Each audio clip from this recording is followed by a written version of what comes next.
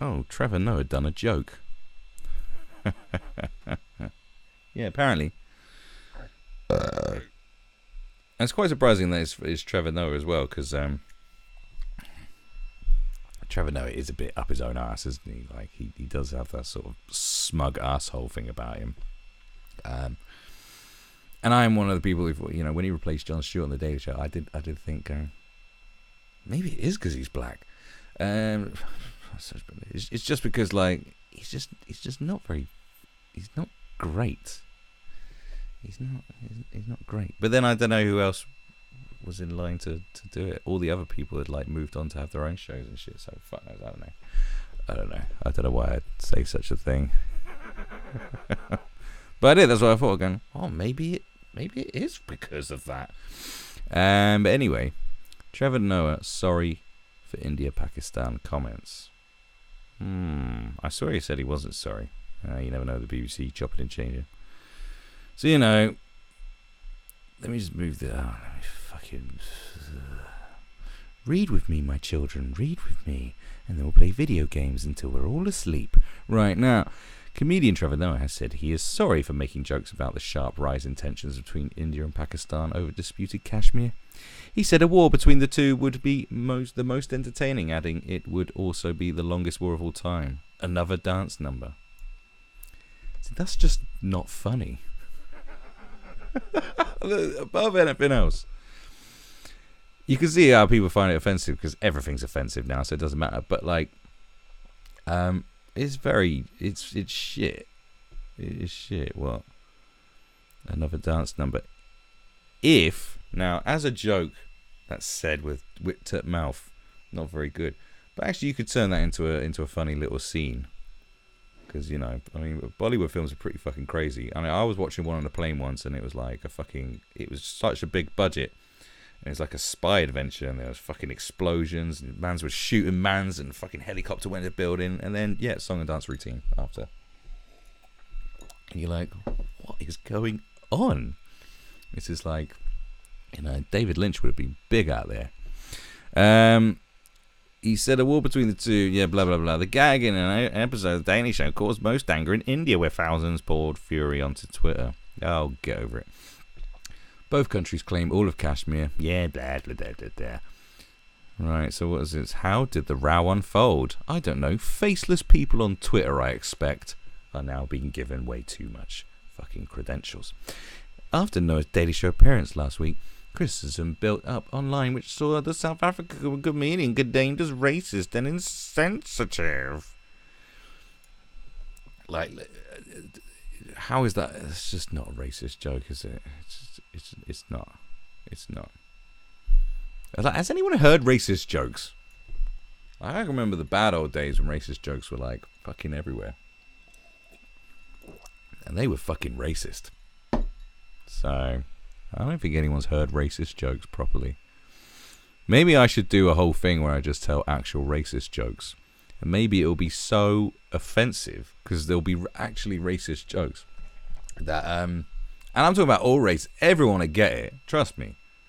I've got some good white ones too. I got loads, I got a cannon. I've got a drawer just full of racism, just in case. And it's like...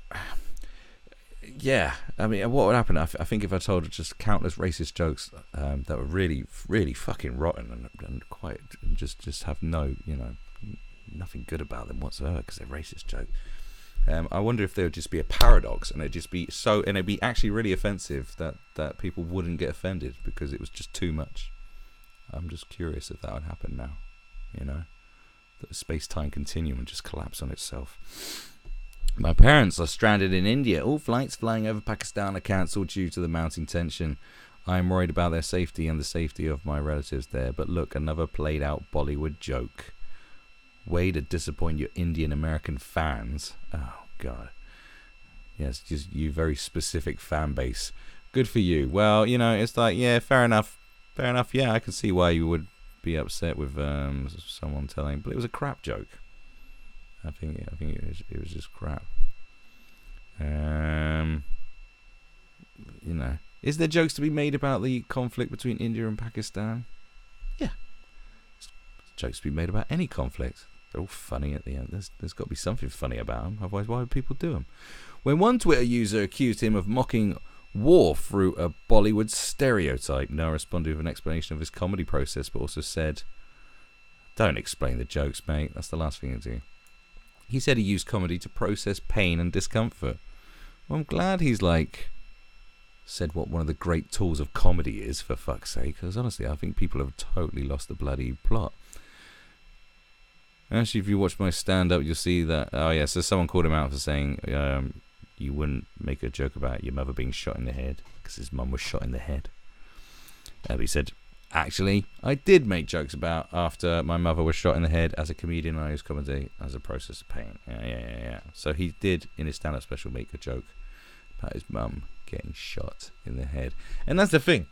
This is how you can. This is how you always back it down. If you can make a horrendous joke about yourself, and then come out with some spewing nonsense, you're in good standing. People go, yeah, I did. Fuck you. You know.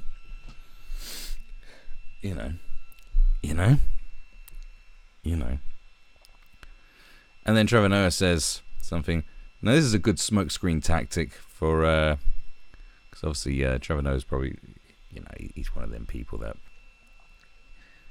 is one of the ones that would go after people for saying supposed racist things. But he does have a point as well. So it is a point, but it's a smoke screen as well. So it's like, who knows what your who knows where your moral compass lies with this one. But he says, it's amazing to me that my joke about the conflict in India and Pakistan trended more than the story of the actual conflict itself. Sometimes it seems like people are more offended by the jokes comedians make about an issue than the issue itself. Well, I don't think but I don't think you get offended by a conflict. Conflicts don't offend me, I know. Do you get offended by a conflict? Is that offend? I'm very offended by that. It's like, bloody hell, Israel Palestine. That's really offensive to me. Oh, good God. Oh. The ethnic cleansing of ethnic Albanians in Serbia. That's very offensive, isn't it? I don't think that's quite where. But you see the point. A lot of this stuff is it is a smoke screen, because news reporters don't want to report on fucking news. I don't think it's like a government conspiracy type thing that some people would go, "Where's the government? They don't want you to open your eyes to the truth." I don't think it's that. I think it's just journalism shit, and they don't report on stuff. Like I said, 40,000 people in Afghanistan died last year because of the conflict. 40,000, and since 2002 or 2001, 2002, when it started, 140,000 people have died altogether. Which means last year a fucking massacre, like the biggest killer year ever since the conflict started. But news fatigue, no one wants to hear about that anymore. It's boring. Everyone's bored of it. Everyone would rather find out about the latest fucking, Graham Linehan fucking going at transsexuals on Twitter. That's what people want to read about now, don't they? That gets people fired up. Know where your priorities are right there. When you're not worrying about all the people dying in a fucking third world country because of a fucking religious war. No. You want to persecute the writer of Father Ted for not using his pronouns properly. That's what you want to do. You have your priorities right. All of you. Well done. Twitch. Give you a fucking clap. Don't worry. There's your clap. That's what you're waiting for your clap? Here it is. Here's your fucking clap. There you go. There's a clap for you. Very good. Well done. Ooh. Let me just measure how big your dick is. Tiny. Right. That sentiment also clearly struck a chord. Some users said the outrage that trended over his jokes was unnecessary, and just another example of the social media echo chamber that amplifies all offence. Yes, indeed. Laughed at the Trevor Noah bit about India. Laughed when he made fun of Imran Khan too. Then I moved on. Trevor isn't a policymaker nor a stakeholder in India and Pakistan's politics. All he does is joke from afar. The outrage is as unnecessary as it is pointless. Well said, you, Mawash Ajaz. Yeah. Bollywood actor. I'm just running out of interesting things about this. There's not much. How can you write this much about this? But then again, how long have I been talking about this? But then I've been adding lots of fucking entertainment to it. So, what's your problem? Bollywood actress Priyanka Chopra's recent tweet in support of the Indian Air Force has now spurred a petition in Pakistan against her, calling on UNICEF to strip her of her Goodwill Ambassador title.